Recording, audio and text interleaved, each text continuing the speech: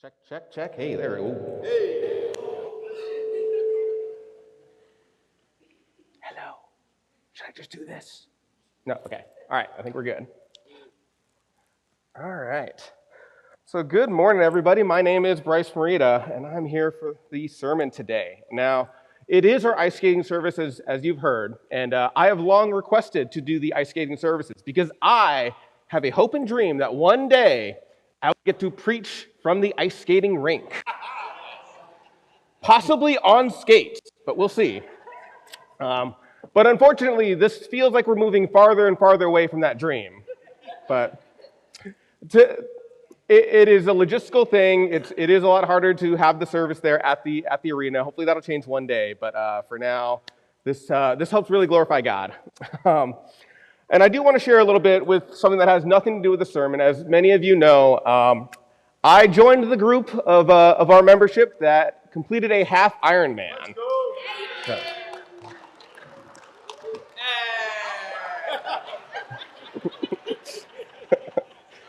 For those who don't know what I just did, this is my racer number that I was assigned for the race, 575, which now has some meaning to me. It's also an area code in New Mexico, which I love, so that works out well too. But I did want to share about the Ironman a little bit. It has nothing to do, well, little to do with my sermon, but this is a chance to kind of address everybody with that. And I am not an Ironman type of person, and also let me highlight it, half Ironman, so half of it, 70.3. But it's really wouldn't have thought it as my thing, but having done it, there was a satisfaction and a joy that came with it that I am planning on doing more. And it was funny going into it. Many people have shared that, or if you talk to me, or if you can see, like I had some injuries going into Ironman, and I had four-ish. I don't know if that's a lot. And here's the funny thing: is as we talk about the adversity that people go through. And I did have my own adversity, but I think the big difference with me and a lot of these other triathletes is basically all of my adversity was self-imposed. So I had a hamstring injury that came from karate. I had a shoulder impingement that just kind of comes from like, essentially it's the idea of like, you know how you're supposed to lift with your legs, not with your back? There's like kind of a right way to do movements and all that. I was doing a lot of wrong movements with my shoulder, like movements I knew to avoid, but it's like, it's faster and easier. And then there's the hand. The broken thumb came from sparring at karate. So I have learned my lesson that I'm going to stop sparring at least 2 months in advance of the next half Ironman. Hey, all right. Maybe 3, I don't know, we'll see. For those of you who didn't hear, Kurt said, told you, with a cough. Told you. Because he did, in fact, tell me the day before not to do sparring. And I said, I'll just take it easy. And I did. My opponent did not. Sorry, it's not opponent, it's partner. It's partner, what it's supposed to be. Freak accident just happened. My thumb just slipped out of the guard a little bit. He was very apologetic. He felt bad. But yeah, so a lot of my adversity was self-inflicted. Not to mention even the training going into it. I definitely could have trained a little better. I started off really good, like writing down everything and what the workouts were supposed to be and programming it in my watch and everything. And then as things went along, I was like, I'll just train till it hurts. Like I'll just go this amount of time or whatever. And so even as the last few weeks came on, Kurt would ask me like, oh, what workout are you doing today? Like, I don't know, 2 hours, 25 miles, I don't know, whatever. And so it was supposed to be a strict regimen that I was following, and I started it out, but by the end, it was just like, listen, I'm getting on the bike, I'm doing it, I'm doing something.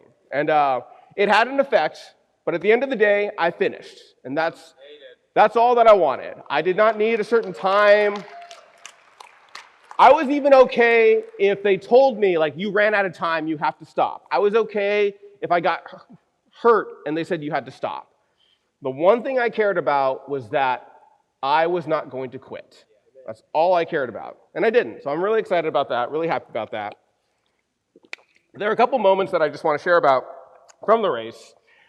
I knew I was going to cry at the finish line because I cried at the finish line of Tough Mudder, which at the time meant a lot, but comparing the two now, it doesn't quite have the same feel.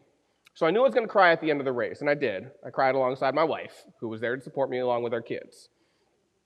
Actually, I do think I have a, yay! That was after the cry.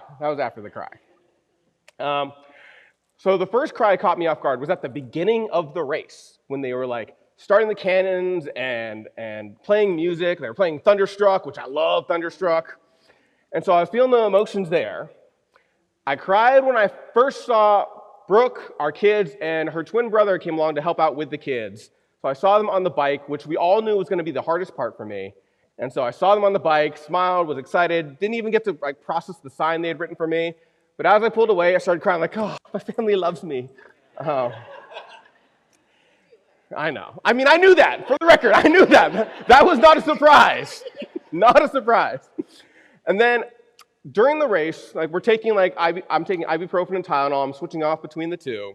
And whenever I need to take something, which is already difficult because I have a broken thumb, so manipulating everything is really hard. So as I'm on the bike, I would wait till a straightaway or a flat, and I'd stop pedaling because it's just hard for me to focus on multiple things. And so I would get the pills out of this little pouch I had and take them and grab the water bottle from under the bike and drink it. And so I was doing that. And at one point, it's really hard in this race. I knew the bike was going to be the hardest part, and I'm on a not steep hill, but it's a long hill. I can see that I'm not going to get relief for a long time. And on this hill, I'm just like, God, I just want to finish this race. Not even for me, just for my kids. I want my kids to see me finish this race. Again, time and place didn't mean anything, even though Kai would ask, are you going to win? I'm like, I'm definitely not going to win. I mean, for me, winning was just finishing, but the way you're talking about winning, absolutely not. Not going to happen. But I just wanted them to see, they felt the brunt of the sacrifice of me being gone for rides and everything. They got that. I wanted them to feel like it was worth it. So I just wanted to be able to finish for them. So I'm there crying and begging God to just let me finish. I don't care how long. I don't care who beats me. And there were some much older and differently shaped people than me that finished long before me, for the record. I was like, I don't care. I just want to finish. And so as I'm racing, I'm taking my Tylenol at this point. And as I'm trying to fiddle with everything, I drop the bag of Tylenol. I'm like, oh my gosh. I'm barely halfway through the bike. I still have the run. I can't just take ibuprofen back to back to back to back. I'm like, oh man. So I finally put the water back, and as I'm putting the water back and I look down, I see that the bag of Tylenol has caught on my shoe. It's still there. It's been there for a quarter mile or so. It's just been on my shoe. And so I'm like, oh my gosh, it's still there. So I try to reach, and I don't want to move my feet at all. So I'm not pedaling at all. So I'm reaching down further than I would normally have to. And I barely managed to snag it and put it back in the pouch. I'm like, thank you, God, for allowing me to continue this. So that's one of my favorite moments. And another one was actually not even at the race. It was before the race. So because I have a broken thumb, it was recommended that I go see a doctor. I mean, I didn't know it was broken at the time. I just thought it was jammed, but then it didn't heal. So I was like, maybe something's going on. And so I went to an ortho doctor, and I'm wearing a Tough Mudder shirt. And the doctor kind of comments. I was like, oh, do you do the Tough Mudder? Where'd you get that Tough Mudder shirt? I was like, oh, it's either Philly or Pocono. It's like, I think I have that one. Oh, he does Tough Mudder. That's cool. And he talked about how he did a race 2 weeks prior in New York, which is where our race was held. And so we get through the appointment. He tells me that, okay, you have your brace. And so I've been holding off. I've been procrastinating. And I ask him, so I have a half Ironman this weekend. And he kind of looks at me and he's like, so how are you going to swim? I'm like, I'm going to take this off. He's like, how are you going to bike? I'm going to leave it off. He's like, just don't tell me about it. I'm like, all right, we're right there. Come on. And then as I'm leaving the office, he says, have fun doing nothing this weekend. And then just a follow-up to that, I went for a checkup this week, and I could hear him while I was waiting in the examination room. I could hear him talking to someone. He's like, yeah, this is the guy who was doing the Ironman this weekend. And whoever he's talking to says, oh, do you think he finished? He says, he was walking around for 4 weeks with a broken thumb. I'm pretty sure he finished. Finished doing nothing, of course. I did absolutely nothing that weekend. A whole lot of nothing. But so that's my Ironman stories. I definitely have a lot more, and I'm going to have... There was definitely a temptation to make this whole sermon about Ironman stuff, but I'll leave that to Kurt. So it's not like, there's not like a full lesson of Ironman stuff, but it's about half. Because I did a half Ironman. I very rarely plan jokes ahead of time, but that one made me giggle. So I didn't end up writing it down. It's not in my notes, but I did plan it ahead of time. Makes me happy. I'm who the jokes are for. Sorry, Brooke. That was my wife who just sighed. But last week, I got to learn that Riley's friend Pierce knows a lot about sheep because he's a shepherd. And I've spent a long time not liking Pierce because Pierce was the reason that Riley couldn't be at the half Ironman that weekend. For the record, Pierce, if you're seeing this, jokingly mad. But it was very cool to hear, like, oh, he's a shepherd and he knows all these things about sheep. And it was interesting to hear a lot of those sheep facts. And I even leading into my lesson, I was looking up some more. Like, man, I could really just do a lesson about sheep facts because it's really interesting to watch how similar they are to us, which is a weird thing to say, but it is so true. How dependent they are, how they act. It almost feels like an insult to be compared to sheep. I was looking at why couldn't we be bighorn sheep? Bighorn sheep look cool and majestic, and they survive on mountain cliffs. But we are domestic sheep, little puffballs. In fact, I do have a video. There's no sound because you don't need sound. I think it's a fairly well-known video of a sheep that gets caught. Oh, we can bring it up. Nope. Maybe we can't watch it. You want to reenact it? If I didn't have 4 injuries, then probably. But basically what it was, sorry, Camille, that's on me.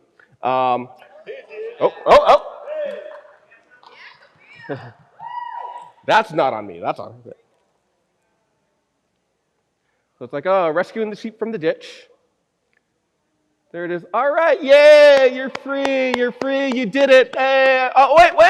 Oh, my God. What are you doing?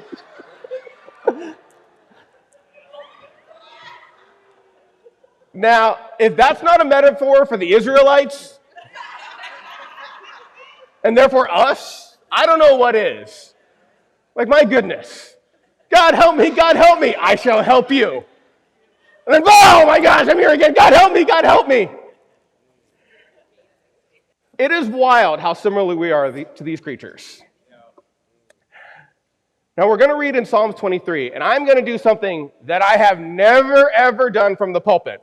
It's not going to be that shocking. I am reading from the King James Version.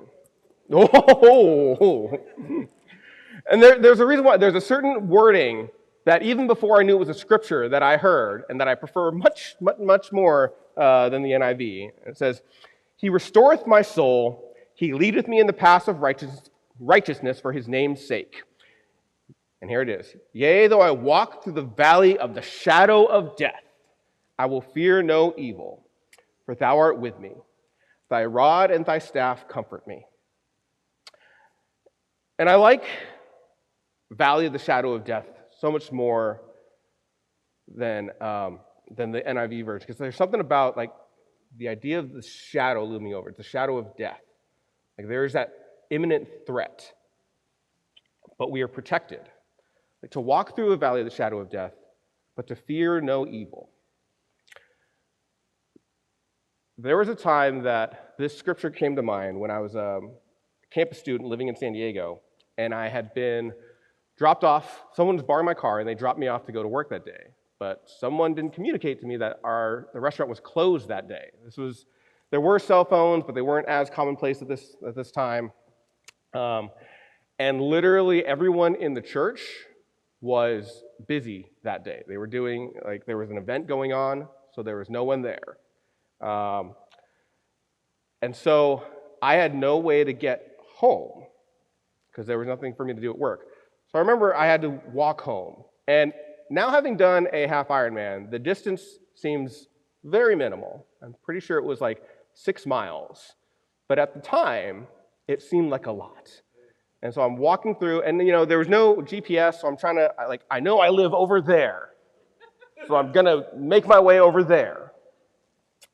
And so I'm making my way through the hills. It starts to get nighttime, and I'm walking through a neighborhood I don't know very well. And I remember thinking, I am not scared right now. Like, whatever happens to me, like, I'm okay. I feel safe with God. And it was a weird, that is not the only time in my life that I felt safe or comforted by God, but just, that's one of the only times that I felt like I vocalized it, like to the point where I prayed about it, because I felt so safe and comforted. And that's what I think of with the scriptures, that moment, that feeling of comfort and just absolute safety, regardless of what's around you. I look at the rod and the staff, and I really never thought about what the difference between those are. I just kind of figured they did the same thing.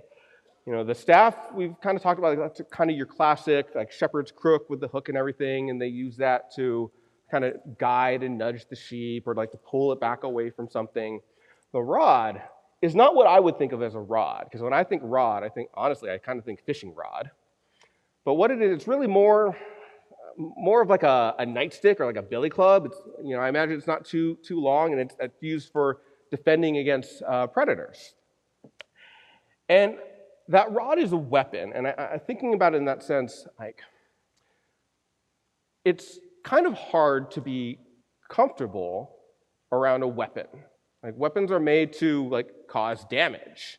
I mean, we use them for defense or what have you, but they are used to cause damage. So the idea of being comforted by a weapon, you have to be absolutely sure and confident that it is not going to be used on you. Like, that's how you're confident and comforted by a weapon. Like, if you think that weapon could be used on it, you're not comforted by that weapon. And even if somebody's using it to protect you, but they don't know what they're doing, like, that's not super comforting.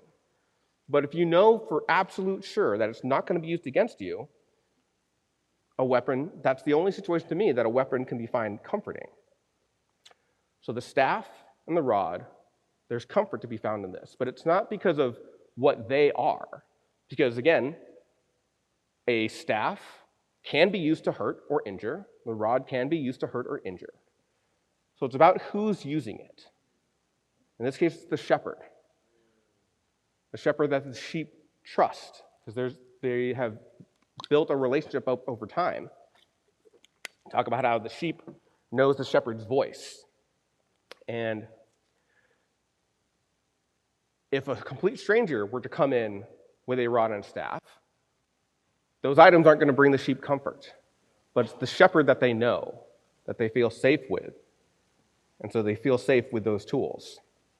Sheep, I was watching some videos when I was trying to figure out like exactly how they use like the crook and everything. And if you've ever tried to grab a child, like a small child, to like clean them or wipe their face or what have you, like there's a lot of wiggling and moving around and thrashing. And with the sheep, it starts like that too. Like a lot of times they hook them with the back leg, like above the elbow or knee area, they hook them and they pull them. And then they kind of like grab their back and pull them. And I don't know if that's the only way to do it, but the videos I saw, like that is what they did. And so up through like the pulling part, the sheep are like thrashing around. But the shepherd gets them to essentially like sit down, kind of, they sort of plop. And then the sheep just kind of stops moving. It's like, I'm here. Okay, do whatever you're going to do. And they just they don't necessarily know specifically what's going on. I mean, maybe if they haven't done to them many times before, they get used to it, but they don't necessarily process what the shepherd needs to do. But they don't really need to. They just submit. Like, all right, cool. And the shepherd does whatever they need to do, and then they let the sheep go, and it runs off. Right? God asks us to submit. That can be hard for us sometimes. Right? We we want to be obedient, but there is an element of wanting like proof or like a further explanation. Like, I will do that, but can you tell me why? Or what's the reasoning? Sometimes you're like, what am I going to get out of this? What's the benefit? You know, one of my favorite biblical individuals is Gideon. Because when Gideon is called, he's not like trying to get out of it necessarily, but he's just like, give me a sign. All right, give me the sign. Like, if the fleece is wet and everything else is dry. Oh, you did that. Let's swap that. Have the fleece be wet and everything else is dry, or vice versa. Like, he's not unwilling, but he just needs some prodding. He needs some guidance. Just like with sheep, like they're going along, but then they start kind of going off on their own path. And so the shepherd just kind of prods them gently back. And if the sheep were to fight against that, that would really only possibly injure the sheep. If you push it, and if it pushes against, it could hurt itself. It could lead to other members of the flock getting hurt. But the shepherd prods, and the sheep submits. Doesn't really know why it's going in that direction. It just knows that everyone else is going in that direction, but it gets prodded and keeps going. It submits. With leading up to the Iron Man, half Iron Man, I got some gentle prodding from Kurt, because he knows me. He knows that, like, bro, what are you doing? Work harder! Is not going to work on me. That I'll be really spiteful, like, oh, you think I'm not working now? Let me show you how much I won't work. Because I'm a prideful man. But it's like, hey, how'd your workout go today? Oh, you didn't do it. All right, well, you got tomorrow. You got next time. Or like, what can we do to like actually get the workout done? That gentle prodding leading up to the race. And even during the race, I am not someone that by nature is fond of encouragement or compliments. They make me very uncomfortable. And that happens a lot during Ironman. You have complete strangers like, yeah, you can do it. Come on. And so I had a red jersey on. Didn't really think anything of it. My favorite color is red. I was like, why not? But apparently that was a very unique color for at least this race. Because I was referred to as red shirt or red shirt guy at least 5 or 6 times by complete strangers. Like, I remember there was someone behind me, and I got passed a lot on the bike so many times. The amount of times that I heard on your left. This lady kind of came up sort of like behind me to the side of me and was like, I've been following your red shirt for like miles. I'm like, oh, okay. She did eventually pass me, but... But I was like, I imagine, we didn't talk about it or anything, but I imagine like I was a goal for her. Like, she saw me in the distance, was like, all right, I'm going to get there. It's getting closer. But yeah, so like complete strangers like rooting you on and cheering for you. But there were some who were very like, let's pick up the pace, go. Just like a little bit less gentle and not as like complimentary, but like it's still like the goal was to get you going. The goal was to keep you moving. But yeah, I hit a weird moment where I was actually okay with compliments. I don't think that lasted. I don't think I feel that way anymore. But I got a text from Christina. And she's like, good job. Like, you're so inspiring.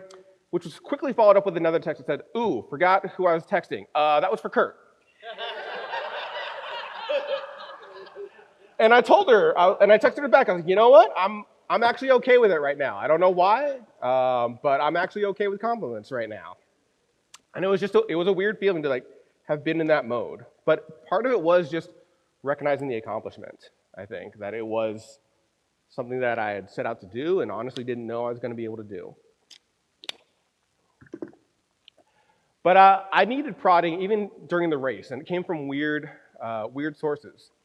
I have a very active imagination. And so during the swim, I would look down, and I couldn't see anything. And all I could picture is what could be there. I was one of the kids who would be scared that there was a shark in the pool. So you can imagine being in an open body of water and not being able to see much. Like, oh, my goodness. Like, What is in here? Was there a shark? No. But did I know that? No. And that kind of prodded me on. Like, I could stop and rest, but that makes me more of a target to get eaten, so I'm going to keep swimming. And in fact, actually, speaking of keep swimming, man, I did not mean to tell this many stories. When we were getting registered on that Friday, there were people doing sidewalk chalk art encouragement stuff, and there was a girl who had drawn kind of like jaws, essentially, like coming up out from the depths. And Kurt told her, like, hey, can you write something for Bryce? She's like, got it. And then that was it. We go back the next day, and I see it. It says, keep swimming, Bryce. I was like, oh, I'm going to need that. Or just keep swimming.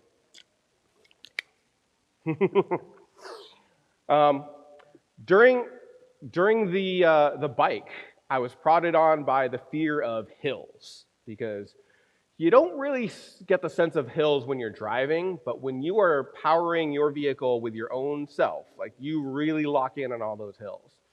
And so I would see hills in the distance, be like, okay, I got to focus. I got to be at the right speed so that I can have momentum, but not too much energy so that I get tired going up it. I got to really balance what my gears are. And so there was that prodding of seeing it off in the distance, like, okay. And I just felt like there were always hills. Like, I felt like I could never see the flat. I would just end up on them, but I would always see the hills. And there was that fear of the hills.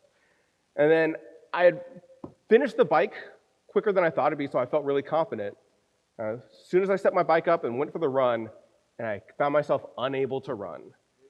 And that's when I really felt the fear of not being able to finish. Like, I'm not going to quit. I'm not going to choose to, but I don't know if my body will cooperate. Like, I'm not going to mentally say I quit, but there's only so much I can make my body do. And I felt like pushed on by that fear. And you think about fear, and